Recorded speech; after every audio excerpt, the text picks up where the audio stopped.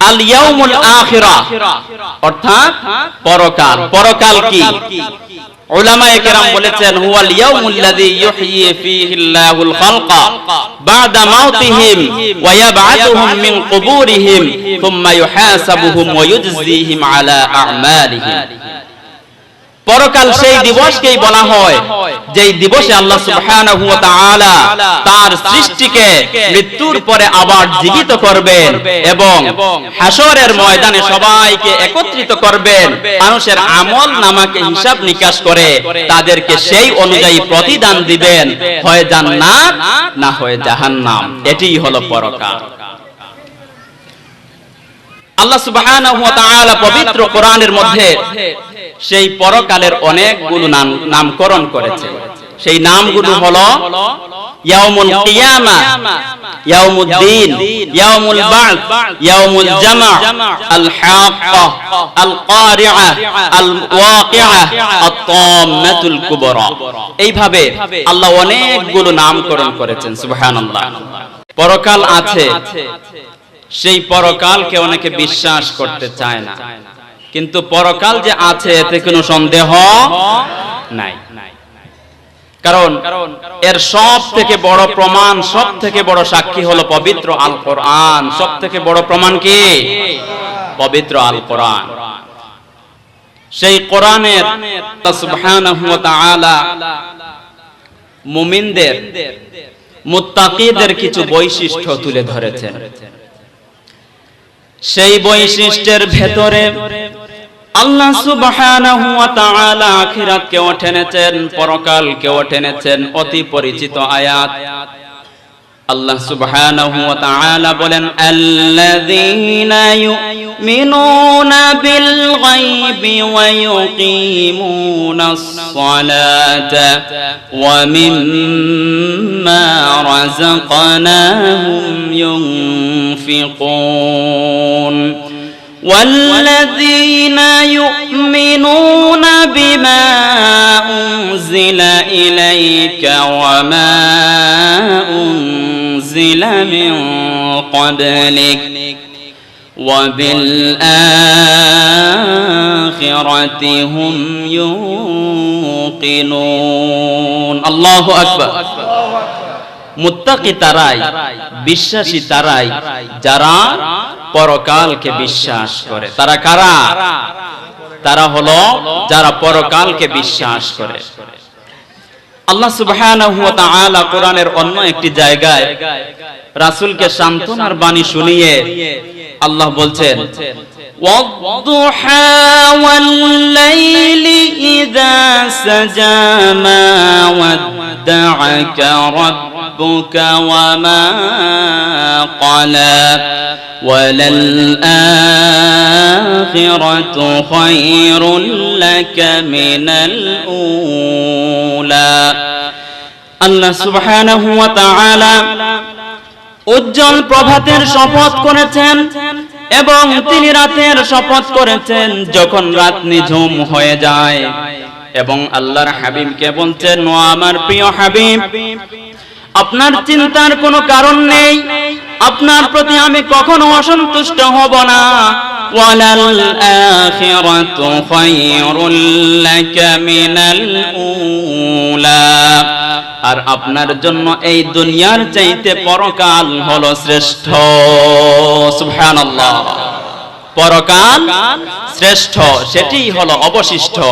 এই দুনিয়ার সব কিছু একদিন ফুরিয়ে যাবে, থেকে যাবে কি? পরকাল থেকে যাবে। পরকাল। এই দুনিয়ার মধ্যে আমরা যা কিছু দেখি না কেন সব কিছুই হলো মিছে মায়া মরীচিকা। ওয়ামাল হায়াতুদ দুনিয়া ইল্লা মাতাউল গুরুর। এই দুনিয়ার মধ্যে যা কিছু আছে সব কিছু হলো মিছে মায়া মরীচিকা। মুহতারাম হাজিরিন, এইজন্য আল্লাহ সুবহানাহু ওয়া তাআলা এই পৃথিবীতে মানুষকে পাঠিয়েছেন পরীক্ষা করার জন্য। কিসের জন্য? পরীক্ষা করার জন্য। এই দুনিয়াতে মানুষের পরীক্ষা করা হবে এবং মৃত্যুর পরে পরকালেও আল্লাহ মানুষকে পরীক্ষা করবেন। আচ্ছা বলুন তো, এই পৃথিবীর পরীক্ষা এবং পরকালের পরীক্ষা এর মধ্যে পার্থক্য আছে কি আছে না? পার্থক্য আছে। কারণ সেদিন মহান আল্লাহ সুবহানাহু ওয়া তাআলা মানুষের সব কিছু তাদের সামনে এনে হাজির করে দিবেন। আল্লাহ সুবহানাহু ওয়া তাআলা সূরা আলে ইমরানের 30 নম্বর আয়াতে বলছেন, ইয়াউমা তাজিদু কুল্লু নাফসিম মা আমিলাত মিন খায়রিন মুহদারা। আল্লাহ পাক রব্বুল আলামিন বলেন, এই পৃথিবীর মধ্যে মানুষ যা কিছু করে, যত ভালো কাজ করে আল্লাহ সেদিন মানুষের সামনে এনে হাজির করে দিবেন। শুধু তাই নয়, ওয়া মা আমিলাত মিন সু, তারা যা কিছু খারাপ কাজ করে না কেন সেদিন তাদের সামনে এসে সব কিছু হাজির হয়ে যাবে। সেদিন তারা মনে মনে বলতে থাকবে, তাওয়াদ্দু লাউ আন্না বাইনাহা ওয়া বাইনাহু আমাদান বাঈদা। তারা সেদিন বলতে থাকবে, হায় হায়, আজকে যদি আমি এবং আমার কৃতকর্মের মধ্যে দুস্তর ফারাক করে দেয়া হতো, হাজার হাজার মাইল দূরত্ব করে দেয়া হতো, আমরা যদি একে অপরকে দেখতে না পেতাম তাহলে কতই না ভালো হতো। আল্লাহ পাক রব্বুল আলামিন তাদেরকে সতর্ক করছেন, তাদেরকে ভয় দেখাচ্ছেন। আল্লাহ বলছেন, ওয়া ইউহাদ্দিরুকুমুল্লাহু নাফসাহু ওয়াল্লাহু রাউফুম বিল ইবাদ। আল্লাহু আকবার। আল্লাহ মানুষকে ভয় দেখাচ্ছেন আল্লাহর শাস্তি থেকে। কিসের থেকে? আল্লাহর শাস্তি থেকে, হিসাব নিকাশ থেকে। কারণ আল্লাহ সুবহানাহু ওয়া তাআলা তার বান্দাদের প্রতি অত্যন্ত অনুগ্রহশীল। সুবহানাল্লাহ। আল্লাহ বান্দাদের প্রতি অত্যন্ত দয়াশীল। কাল কিয়ামতের সেই কঠিন ময়দানে মানুষের কি অবস্থা হবে? হাশরের ময়দানে মানুষের মাথার কাছে সূর্যকে এনে দেয়া হবে। সেই অবস্থাটা কত কঠিন হবে। রাসূল কারীম সাল্লাল্লাহু আলাইহি ওয়াসাল্লাম বলেন, উদনা শামসি ইয়াউমাল কিয়ামাতি মিনাল খালকি হাত্তা ইয়াকুনু মিনকুম কদরামাইন। রাসূল বলেন, কাল কিয়ামতের সেই কঠিন ময়দানে মানুষের মাথার উপরে সূর্যকে এনে দেয়া হবে। কতটুকু কাছে এনে দেয়া হবে? 1 মাইল দূরত্ব। আবার কোন গবেষক বলেছেন, সুরমা দানি থেকে সুরমা উঠানোর জন্য যে শলাকাটি ব্যবহার করা হয়, ঠিক সেই শলাকা পরিমাণ দূরত্ব থাকবে মানুষের মাথা এবং সূর্যের মধ্যখানে। আল্লাহু আকবার। সেই অবস্থাটা কত কঠিন হবে একবার চিন্তা করে দেখো। মুহতারাম হাজিরিন, এইজন্য দুনিয়া এবং পরকালের পরীক্ষার মধ্যে পার্থক্য আছে কি আছে না? দুনিয়ার পরীক্ষা যখন মানুষের সামনে আসে, মানুষ পেরেশান হয়ে যায়। খাওয়া দাওয়া ঘুম সব কিছু মানুষের হারাম হয়ে যায়। শুধু টেনশন করতে থাকে, কোয়েশ্চেন পেপার কিরকম হবে, প্রশ্ন কিভাবে আসবে, সবকিছু হারাম হয়ে যায়। কিন্তু সেই পরকালের অবস্থা কি হবে মানুষ সেটা কখনো ভাবে না। ঠিক না বেটি? পরকালের তুলনায় দুনিয়ার পরীক্ষা একেবারে নগণ্য, তুচ্ছ। সেই কিয়ামতের ময়দানে